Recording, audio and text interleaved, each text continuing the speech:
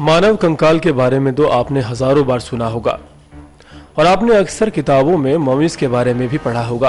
किताबों में आपको मानव कंकाल देखने को भी मिलता है। हमारे शरीर की आधे से ज्यादा हड्डियां हाथों और पैरों में होती है। शरीर में हड्डियों का विभाजन समान नहीं होता है। कुछ हिस्सों में अन्य की बजाय ज्यादा हड्डियां होती हैं। किसी भी इंसान के शरीर में अगर हड्डियों की बात करें तो हाथ में 27 और पैरों में 26 हड्डियां होती हैं।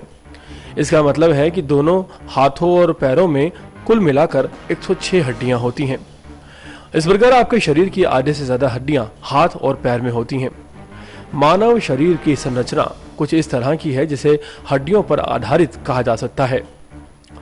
लेकिन अगर हम बात करें मानव कंकाल की, तो मानव का कंकाल अमूमन 5 या 6 फीट का होता है, जितनी की इंसान की लंबाई होती है।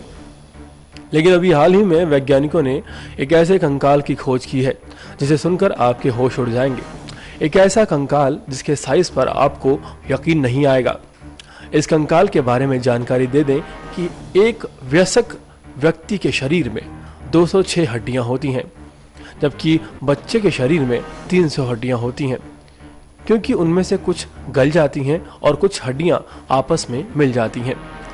और शायद यही कारण है कि एक वयस्क और एक बच्चे की संरचना बिल्कुल भिन्न, बिल्कुल अलग होती है, जिसे बड़ी ही आसानी से पहचाना जा सकता है। दक्षिण अमेरिका के चिली में वैज्ञानिकों के हाथ एक ऐसा मानव कंकाल लगा है जो महज 6 इंच का है। और सबसे ज्यादा हैरान करने वाली बात यह है कि इस कंकाल के हाथ और पैरों की हड्डियां अभी तक नहीं गली हैं।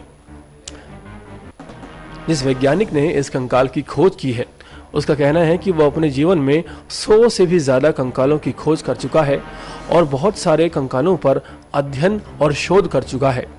लेकिन इतना अजीबोगरीब मानव कंकाल उसने अपनी जिंदगी में अभी तक नहीं देखा।